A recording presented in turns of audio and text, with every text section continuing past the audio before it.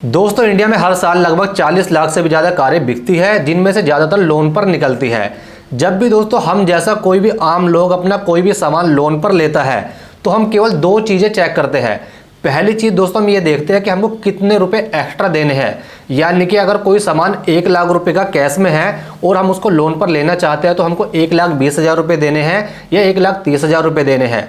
दूसरी चीज़ दोस्तों हम क्या चेक करते हैं कि हमको कितने रुपए की हर महीने EMI जमा करनी है, यानी 5,000 रुपए की EMI देनी है या 10,000 रुपए की देनी है या 15,000 रुपए की देनी है। उससे दोस्तों हम अंदाज़ा ये लगाते हैं कि मान लो अगर हमारी सैलरी 20,000 रुपये महीना है और 5,000 रुपये की हमें EMI देनी है तो हम अपनी 5,000 रुपये की EMI आराम से दे देंगे। लेकिन दोस्तों कार को लोन पर लेने से पहले हमको बहुत सारी चीज़ें देखनी पड़ती है, जैसे कि हमको यहाँ पर डाउन पेमेंट कितने रुपए का करना है, हमारी EMI जो करानी है वो कितने सालों की करानी है, और जिस कार को हम लेना चाहते हैं, मान लो हम 10 लाख रुपए की कार लेना चाहते हैं, 20 लाख रुपए की कार लेना चाहते हैं, तो उसके हिसाब से हमारी सैलरी कितनी होनी चाहिए। और चौथी और सबसे मेन इंपॉर्टेंट चीज़ जो हमको चेक करनी है कि कार लोन पर लेते टाइम हमसे कितने % का इंटरेस्ट लिया जा रहा है। तो आज की इस वीडियो में दोस्तों हम कार को लोन पर लेने का बेस्ट तरीका समझने वाले हैं। अगर आप इस तरीके को अप्लाई करके अपनी कार को लोन पर लेते हैं तो यहाँ पर आप अपने काफ़ी पैसे बचा सकते हैं। तो चलिए दोस्तों वीडियो को शुरू कर लेते हैं। दोस्तों कार को लोन पर लेने का एक रूल होता है जिससे हमें ये पता लगता है कि हमको कितने रुपए की डाउन पेमेंट करानी है, कितने सालों की हमें EMI करानी है, और जो कार हम लेना चाहते हैं उसकी प्राइस के अकॉर्डिंग हमारी मंथली सैलरी कितनी होनी चाहिए। तो रूल का दोस्तों हमारा नाम है 24-10। अब यहाँ पर 20 क्या है, 4 क्या है और 10 क्या है ये समझते हैं। उसके बाद मैं आपको स्क्रीन पर लाइव कैलकुलेट करके समझाने वाला हूँ कि अगर आप 10 लाख की 20 लाख की कार लेना चाहते हैं तो उसका पूरा प्लान क्या होने वाला है।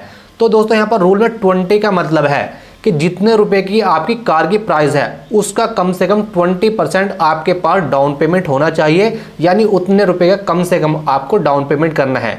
मान लो दोस्तों आप एक 10 लाख रुपए की कार लेना चाहते हैं तो आपके पास कम से कम 2 लाख रुपए होने चाहिए, तभी दोस्तों आप उस कार को ले सकते हैं। अब यहाँ पर 4 का क्या मतलब है, 4 का मतलब है दोस्तों आपको 4 साल से ज़्यादा की EMI नहीं करानी है। जैसे बहुत सारे लोग क्या करते हैं, 10 साल के लोन पर ले लेंगे, 15 साल का लोन पर ले लेंगे या 8 साल का लोन पर ले लेंगे। आप जितने सालों का भी ज़्यादा लोन कराओगे उतना ही दोस्तों यहाँ पर आपको ज़्यादा ब्याज देना पड़ेगा। और दोस्तों यहाँ पर 10 का मतलब ये है कि आपकी जो भी मंथली EMI होगी वो आपकी सैलरी के 10% से ज़्यादा नहीं होने चाहिए। यानी कि दोस्तों अगर आपकी मंथली EMI 5,000 रुपये महीना आपको पे करनी है तो आपकी महीने की सैलरी 50,000 रुपये होनी चाहिए। अगर आपको 10,000 रुपये महीने की EMI पे करनी है तो आपकी सैलरी कम से कम 1 लाख रुपए होनी चाहिए। अब दोस्तों हम प्रैक्टिकली समझते हैं, अगर हमको 10 लाख रुपए की, 8 लाख रुपए की या 20 लाख रुपए की कोई कार लेनी है तो उसमें हमको क्या क्या सावधानी बरतनी चाहिए और हमको यहाँ पर कितना एक्स्ट्रा लोन देना पड़ेगा, कितना यहाँ पर हमको इंटरेस्ट लगेगा। इस वेबसाइट पर आप किसी भी कार का प्राइस देख सकते हैं जो अभी मार्केट में चल रहा है, और यहाँ पर उसका कैलकुलेट भी आप आसानी से कर सकते हैं। अब यहाँ पर हम कैलकुलेट किस किस तरीके से करेंगे, यहाँ पर कैसे समझेंगे, तो यहाँ पर दिखा दोस्तों calculate your car loan EMI। अब यहाँ पर आप जो भी कार लेना चाहते हैं यहाँ पर ये सुविधा है, उस कार कंपनी का यहाँ पर नाम सर्च करेंगे। जैसे मैंने यहाँ पर सर्च किया टाटा का, अगर यहाँ पर बहुत सारी अलग अलग कार कंपनी है, जिस भी कंपनी की कार यहाँ पर आप बाय करना चाहते हैं उस कंपनी को यहाँ पर आप सर्च कर सकते हैं। उसके बाद यहाँ पर टाटा की कौन सी कार आपको लेनी है, मैंने यहाँ पर सर्च किया टाटा पंच, और उसका यहाँ पर एक मॉडल भी आ जाएगा। पंच में कौन सा मॉडल आपको लेना है तो वो मॉडल मैंने यहाँ पर आप सेलेक्ट कर लिया है। अब मैंने दोस्तों जो कार यहाँ पर सेलेक्ट की है, ये कार सेलेक्ट की है मैंने 10 लाख के समथिंग की, यानी जो पूरी कार है हमारी ऑन रोड पड़ेगी 10 लाख रुपए की। अब यहाँ पर सबसे पहले दिखा दिया गया है on road price in Meerut, यानी आपके शहर में कार का ऑन रोड प्राइस क्या है वो यहाँ पर दिखा दिया जाएगा। पूरा 10 लाख रुपए यहाँ पर समथिंग आ चुका है। अब यहाँ पर डाउन पेमेंट यहाँ पर आपको कितना करना है। सबसे ज़्यादा जो लोग आज के टाइम में गलती करते हैं, अपना कोई भी सामान लेते हैं, चाहे मोबाइल लो, फ्रिज लो या अपनी कार लो या बाइक लो, वो 0 डाउन पेमेंट पर कराते हैं, यानी कुछ भी डाउन पेमेंट नहीं करेंगे, अपना आधार कार्ड पैन कार्ड ले जाएंगे और उस पर लोन पर निकलवा लेंगे। तो दोस्तों सबसे बड़ी बेवकूफ़ी है, क्योंकि अगर आप डाउन पेमेंट नहीं करोगे तो आपको उतना ही लोन ज़्यादा देना पड़ेगा, उतना ही यहाँ पर आपको ज़्यादा ब्याज देना पड़ेगा। तो पहले तो आपको कोशिश ये करनी है कि आप जितना ज़्यादा हो सके उतना ज़्यादा आप डाउन पेमेंट करें। आप 25% कर सकते हैं, 30% कर सकते हैं, 50% कर सकते हैं, लेकिन हमारे रूल के हिसाब से आपको कम से कम 20% डाउन पेमेंट करना है गाड़ी की ऑन रोड प्राइस का, यानी गाड़ी की जितनी भी कीमत हो। तो यहाँ पर 20% के हिसाब से हमारी डाउन पेमेंट हो जाएगी दोस्तों 2 लाख रुपए। तो हम यहाँ पर सबसे पहला रूल अप्लाई करेंगे, 2 लाख रुपए दोस्तों यहाँ पर हम अपनी डाउन पेमेंट करेंगे। तो यहाँ पर 10 लाख में से 2 लाख रुपए हमने डाउन पेमेंट कर दी, तो जो हमारा लोन हुआ वो हुआ आप दोस्तों 8 लाख रुपए का, यानी जो ब्याज हमें लगेगा वो 8 लाख रुपए पर लगेगा। अब दोस्तों दूसरी और सबसे मेन इंपॉर्टेंट चीज दिखाई गई है, जिस पर हमको सबसे ज्यादा ध्यान देना है कि हमको यहाँ पर हर साल कितने % का ब्याज देना है। मैंने आपको शुरू में भी बताया था कि शोरूम वाले यहाँ पर 15%, 18%, 14% इस तरीके से दोस्तों आपका लोन कराते हैं। लेकिन दोस्तों जो आप कार लोन यहाँ पर लेते हैं वो आपका 9 से 12% से ज़्यादा नहीं होना चाहिए।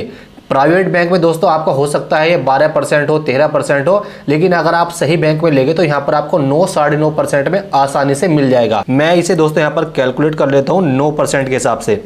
यहाँ पर आपको 9% आसानी से यहाँ पर लोन मिल जाएगा अगर आप सही बैंक में लोगे और आपका सिविल सही रहेगा। तो ये चीज़ चेक करने के बाद यहाँ पर तीसरी इंपॉर्टेंट चीज़ हमारी आ जाएगी कि कितने सालों तक हमको लोन कराना है। जैसे हमारे रूल के हिसाब से हमने 20% तो यहाँ पर डाउन पेमेंट कर दी है, और यहाँ पर हमारी जो लोन की ईयर है वो यहाँ पर हमारी आएगी 24/10 के हिसाब से 4 साल का दोस्तों यहाँ पर हम लोन कराएंगे। तो 4 साल के लोन के हिसाब से हमारी पर मंथ EMI हो जाएगी 20,052 रुपये, यानी लगभग हमको हर महीने 20,000 रुपये देने हैं अपनी EMI में। तो यहाँ पर अब जैसे हमने 20% डाउन पेमेंट करी, 9% यहाँ पर हमारा ब्याज है, तो टोटल दोस्तों यहाँ पर हमको कितने पैसे जमा करने पड़ रहे हैं। टोटल पैसे दोस्तों हमें यहाँ पे जमा करने पड़ रहे हैं 9,62,496 रुपये जो हमें यहाँ पर जमा करने पड़ेंगे, और 2 लाख रुपए हमने डाउन पेमेंट कर दी। तो हमें 10 लाख रुपए वाली कार लगभग पड़ेगी 11,62,000 रुपये की, यानी लगभग दोस्तों हमको 1,62,000 रुपये का यहाँ पर हमको ब्याज लगेगा। अब यहाँ पर हम अपनी EMI को भी समझ लेते हैं 10% के हिसाब से। जैसे मैंने आपको बताया था कि हमारी EMI हमारी मंथली सैलरी की 10% से ज़्यादा नहीं होनी चाहिए। तो इस कार को खरीदने के लिए हमारे रूल के हिसाब से आपकी सैलरी या इनकम कम से कम 2 लाख रुपए महीना होनी चाहिए। लेकिन अगर आपकी सैलरी 1 लाख रुपए महीना भी है तब भी दोस्तों यहाँ पर आप ले सकते हैं, क्योंकि अगर आपकी EMI 20% भी हो जाएगी तब भी दोस्तों यहाँ पर आप अफोर्ड कर सकते हैं। लेकिन लोग बाग सबसे ज़्यादा गलती क्या करते हैं, सैलरी तो उनकी 20,000 रुपये महीना है, वो EMI करा लेंगे अपनी 10,000 रुपये महीना।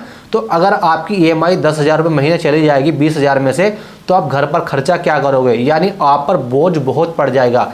तो इसलिए कोशिश दोस्तों आपको यही करनी है, जो भी सामान आप लेना चाहते हैं, जो भी कार आप लेना चाहते हैं, उसकी EMI कोशिश तो ये करें कि आपको 10% से ज़्यादा ना हो, लेकिन 20% तक भी दोस्तों यहाँ पर आपको चल सकता है। अब दोस्तों मैं यहाँ पर आपको एक चीज़ और समझाता हूँ कि अगर यहाँ पर आप डाउन पेमेंट कम जमा करते हो तो उससे क्या नुकसान है, और यहाँ पर आपको रेट ऑफ इंटरेस्ट ज़्यादा लगता है तो उससे यहाँ पर आपको क्या नुकसान है। मान लो दोस्तों यहाँ पर आप डाउन पेमेंट कुछ भी जमा नहीं करते हो, मान लो आपने कुछ भी डाउन पेमेंट जमा नहीं की, 0 डाउन पेमेंट पे आपने कार निकलवा ली, तो आप यही देखो जो 10 लाख रुपए वाली कार है, यहाँ पर आपको यही कार पड़ेगी 12 लाख रुपए की, यानी 50,000 रुपये एक्स्ट्रा हो जाएंगे आपके। और अगर आप यहाँ पर डाउन पेमेंट ज़्यादा जमा करोगे, मान लो आपने 3 लाख रुपए या 4 लाख रुपए यहाँ पर डाउन पेमेंट जमा कर दी, 40% कर दी, तो यहाँ पर आप देखोगे दोस्तों आपका जो लोन अमाउंट है, यानी टोटल जो आपको पे करना है 7,23,000 रुपये यहाँ पर आपको जमा करना है, यानी आपका ब्याज उतना ही यहाँ पर कम हो जाएगा। अगर 20% के हिसाब से यहाँ पर हम देखें और यहाँ पर अपने हम रेट ऑफ इंटरेस्ट को ऊपर नीचे करें, मान लो यहाँ पर मैंने 9% माना था, लेकिन अगर आपको यहाँ पर ये 10% या 12% यहाँ पर आपको ब्याज लगता है, तो 11% के हिसाब से आप यहाँ पर देखोगे जो आपको 20,000 रुपये महीना जमा करने पड़ रहे थे वो लगभग आपको 20,800 रुपये जमा करने पड़ेंगे। अगर दोस्तों यहाँ पर हम इसको 15% करें, जो ज़्यादातर कंपनी यहाँ पर लेती है, बहुत सारी कंपनी आपको 15% या 13% लेती है, तो 13% के हिसाब से भी आप लगभग 1,500 रुपये हर महीने एक्स्ट्रा जमा करोगे। तो जो मैंने आपको बताया कम से कम 20% आपके पास होना चाहिए, और आपको ये देखना है कि आपसे कितना इंटरेस्ट यहाँ पर लिया जा रहा है। उम्मीद करता हूँ दोस्तों आपको वीडियो पसंद आई होगी। वीडियो पसंद आई हो तो लाइक करें, वीडियो को शेयर करें, चैनल पर नए हो तो सब्सक्राइब करें। वीडियो को देखने के लिए दोस्तों आपका बहुत बहुत धन्यवाद।